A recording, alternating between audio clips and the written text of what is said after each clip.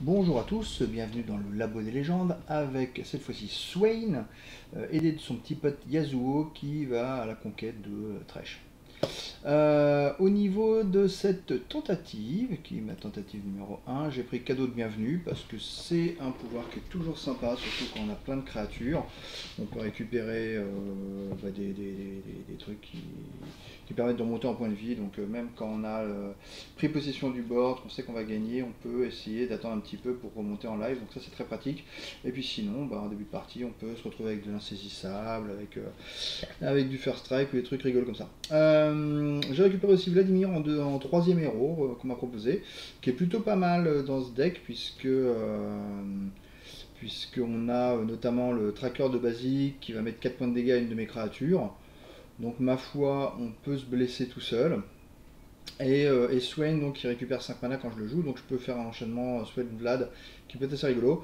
Yon qui coûte 7, donc vous voyez que j'ai un endgame avec 2 héros à 5, le basique à 6, Yon à 7.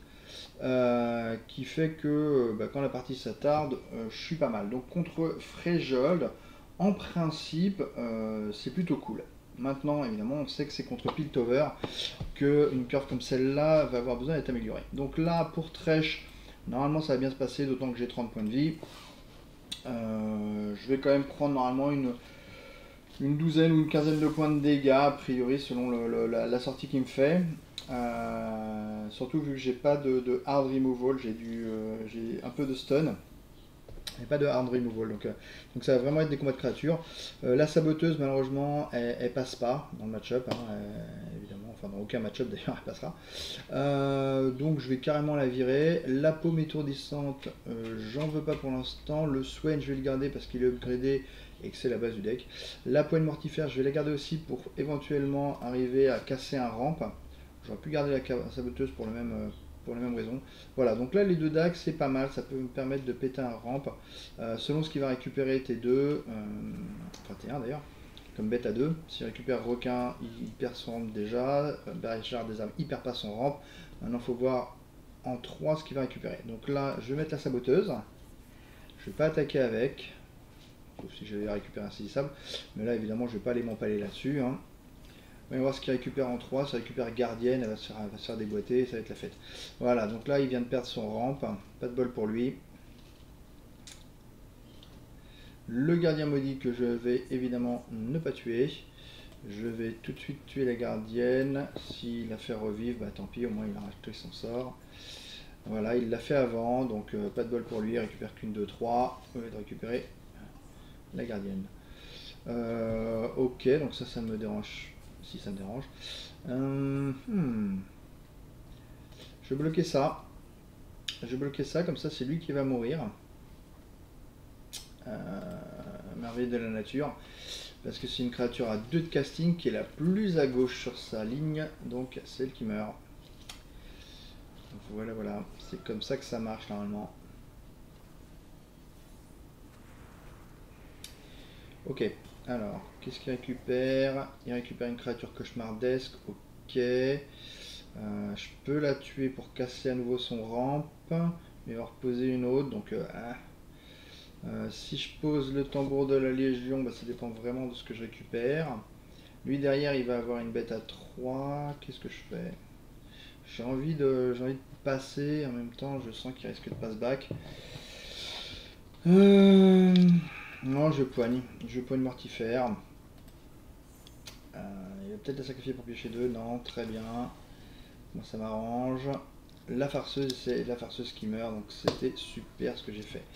Voilà, la farceuse meurt, il récupère une bête à 4, donc il a récupéré son ramp mais il est à -1 par rapport au démarrage. Ok, pas très utile. Ah, ça, je peux rien y faire. J'ai pas envie de sacrifier ma créature en plus. Est-ce que je vais garder ma 2-1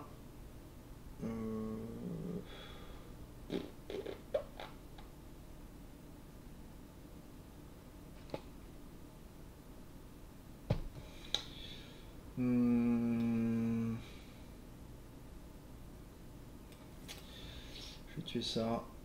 Ouais, je vais tuer ça parce que là je vais poser le tambour de la Légion. Ça va se transformer en trèche ou en 4-4. Et donc si c'est trèche, au moins j'ai clean un peu le board. De toute façon moi je vais passer en Swain ou Vlad. Enfin en Vlad s'il a trèche. Ok. Mon Vlad il a 1 sur 5, c'est pas la fête. Hop. Là il va poser son trèche. J'ai récupéré Fureur. Pas la fête, pas la fête.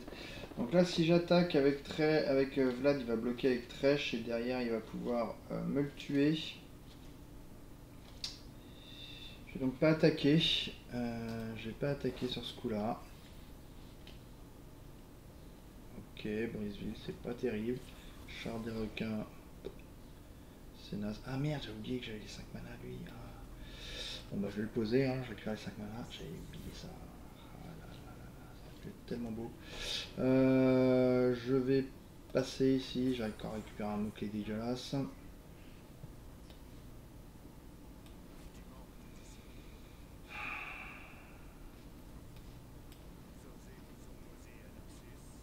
C'est un octroi. C'est un octroi.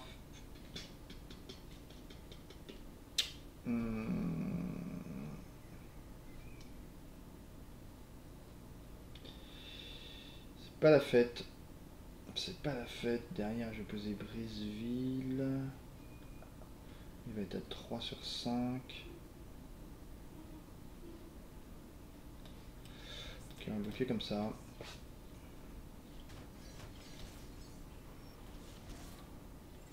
Donc les fameux 15 points que j'étais supposé prendre. Briseville, tambour. Le problème c'est que s'il a la ruine, je vais passer un sale quart d'heure. Ok, j'ai super récupéré des mots-clés de ouf. Mais de ouf, je vous dis que ça. Alors,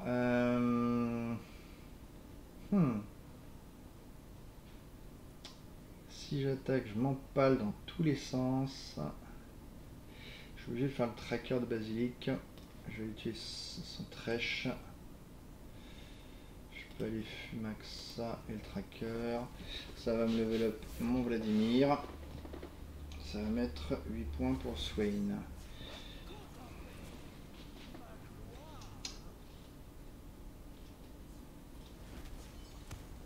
Et ça level mon Swain avec. Donc c'est pas mal. Maintenant j'ai très très peur de la ruine. Parce que j'ai plus rien. Ok, il peut toujours faire la ruine. Donc si j'attaque avec Swain, je m'empale. Si j'attaque avec Vlad, je m'empale. Si j'attaque avec Basilic, je m'empale pas. Donc je vais attaquer avec Basilic. Je peux aussi attaquer avec Swain s'il est... avec Vladimir s'il est First Strike. Donc on va attaquer avec Vladimir First Strike. On va sacrifier... On peut y aller comme ça. Hein. Oh, il est stun. Alors attends. Parce que... Pourquoi il est stun? Ah non, c'est après, d'accord, il est pas stun du tout. Hein. Si j'attaque avec tout... Donc j'attaque comme ça, Swain First Strike. Vladimir First Strike. Lui il va rester là, ok. Là on est pas mal là. On est pas mal parce qu'il peut bloquer les deux, les deux là. Mais pour les tuer, il faut qu'il utilise lui ou lui. Ce qui veut dire que lui qui est redoutable peut pas être bloqué. Lui, bah, il va booster avec Fureur. Bon, j'ai toujours très très peur de la ruine, mais en tout cas cette phase d'attaque là va lui faire mal. Et moi je vais regagner 3 points de vie. Ok, donc il tue mon Vlad. Ah oui, je ne gagnais pas 3 points de vie, je gagnais que 1 point de vie d'ailleurs. Mais c'est comme ça qu'il fallait jouer. Il passe à 6. Bah, c'est bien. C'est bien. Il peut pas faire la ruine tout de suite. Lui il a combien de casting? Ok, donc il repart son ramp à 4. Immortel, c'est pas grave, c'est quand même lui qui passe. Il prend 1, il passe à 5 et ça stun. C'est pas mal, c'est pas mal. Ok, historienne. Ok, trèche. Je peux rien y faire. Je vais donc passer. Ouais, ça c'est embêtant. Je vais passer encore. Il va attaquer, il va me tuer mon Swain. Ouais, très embêtant. Ok, je vais faire Briseville et Grenadier. Et j'aimerais bien avoir un mot-clé insaisissable. Allez.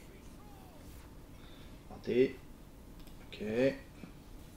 J'ai plus mon Swain, donc c'est juste des dégâts. Face.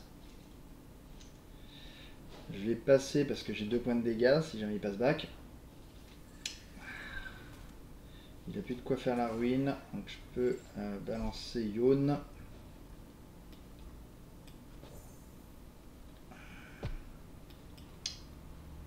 Je vais balancer Yone. Hein.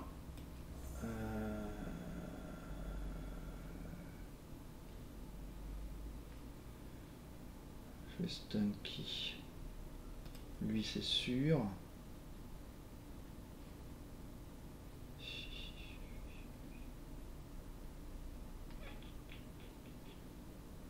Je stun ces deux-là. Je stun les deux plus gros.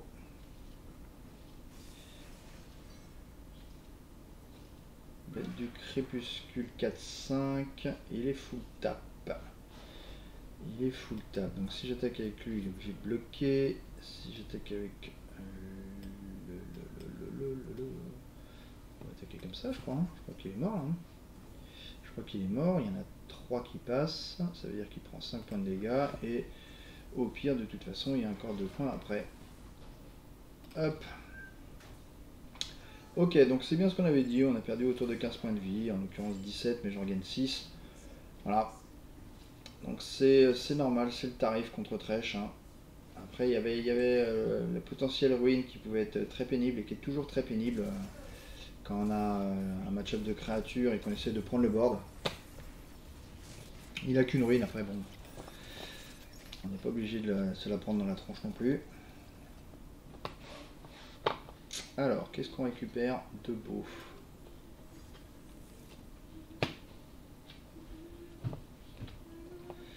Getter ne m'intéresse pas, entraînement au combat ne m'intéresse pas, frappe débilitante ne m'intéresse pas des masses. Je pourrais prendre le Getter, mais c'est quand même assez faiblard. Je vais faire une relance. Alors, cran c'est nul, lame. Et ça... Dague mortelle fugace, le problème c'est qu'elle coûte 1 et ce 1 va me pourrir. D'un autre côté, le truc c'est que si j'arrive à upgrader dague mortelle, je me retrouve à en avoir une en main de départ à chaque fois. Je vais tenter, je vais m'amuser. Je pense que c'est assez funky. Si j'arrive à tirer dague mortelle dans les cartes à upgrader, il m'en donnera une par tour et ça va être du délire. Ok, donc là en l'occurrence, je vais prendre... Il voudrait que je prenne puissance, hein, c'est la meilleure carte, mais dans les match-up qui vont m'intéresser, en vrai c'est relique qui m'intéresse. En vrai c'est relique parce que c'est T2 contre Piltover.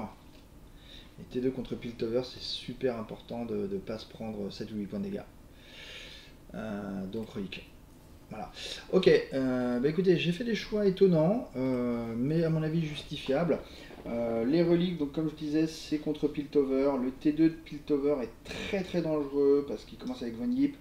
Et donc il peut me swarmer de 3-3 si j'arrive à faire 3 reliques en T pour bloquer ces 3-3. Ça peut me donner un tour qui est spectaculaire. Les lames rebondissantes pour l'instant sont complètement nulles, mais vraiment complètement nulles puisque ça va être... Alors ça va être bien contre le premier adversaire Frejol, mais c'est complètement ridicule contre Cicatrice. Et c'est ridicule contre Sejuani. Donc voilà, c'est pas une bonne carte. Après ça va être monumental, remarque contre robot. Mais bon, on n'y est pas encore. Voilà, sur ce, eh ben, écoutez, je vous dis à très bientôt pour la partie Frejol. Allez, ciao.